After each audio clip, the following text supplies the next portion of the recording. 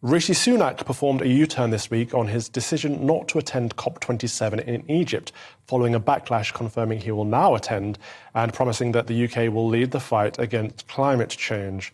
The Prime Minister initially said he planned to miss the summit to focus on more pressing domestic matters such as tackling rising inflation, the migrant crisis and preventing blackouts, but changed his mind after opposition leaders accused him of not taking climate change seriously enough. But should Rishi Sunak have stuck to his guns and snubbed COP27? And to give his views on this story, I'm joined by business columnist at The Telegraph, Andrew Orloski. Andrew, thank you very much for joining us today. Could you please tell us why you think Rishi Sunak should snub COP27?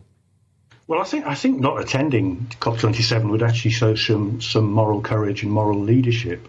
Let me explain. The process that COP is designed to fulfill is a political consensus around the world. And it became very obvious, really, for the last 2 or 3 climate conferences that wasn't going to happen.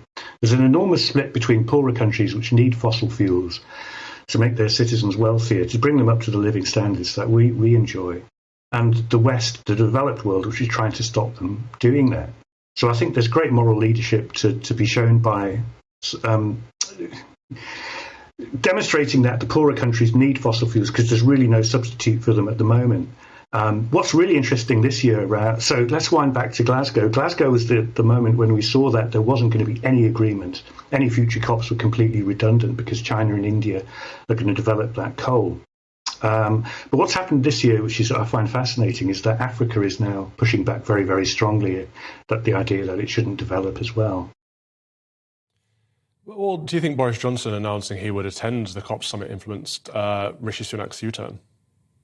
I've no idea what goes on at the upper echelons of the Conservative Party. I'm not a Conservative, but I do think I was quite appalled to see Ed Miliband this morning saying that we needed to show global solidarity with the poorer nations, when the exact opposite is happening. It's the West that's breached that social contract. You see, for all my lifetime, we've put the needs of the poorest people in the world paramount. There used to be a political disagreement how you'd solve poverty in developing countries. Communists would say that their way was the best, and the West would say that growth and capitalism was the best. But there was a united goal there to put human beings, human life first.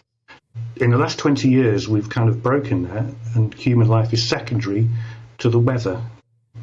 Well, yeah, well, indeed. But let's talk about the last 20 years, because this is the 27th COP summit. And if continued warnings of environmentalists are anything to go by, very little, if any, progress has been made on fighting so-called climate change. So is attending a COP summit pretty pointless anyway?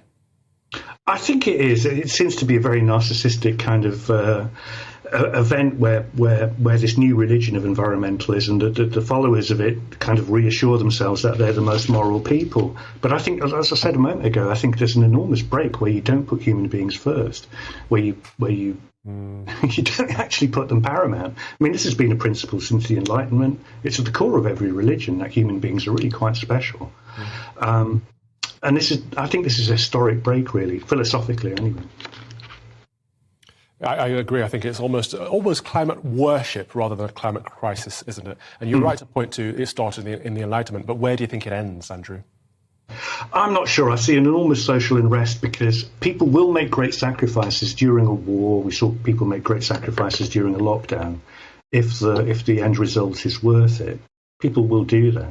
But what you're actually asking people in Britain and the West to do is to make enormous sacrifices that make no difference at all to the climate.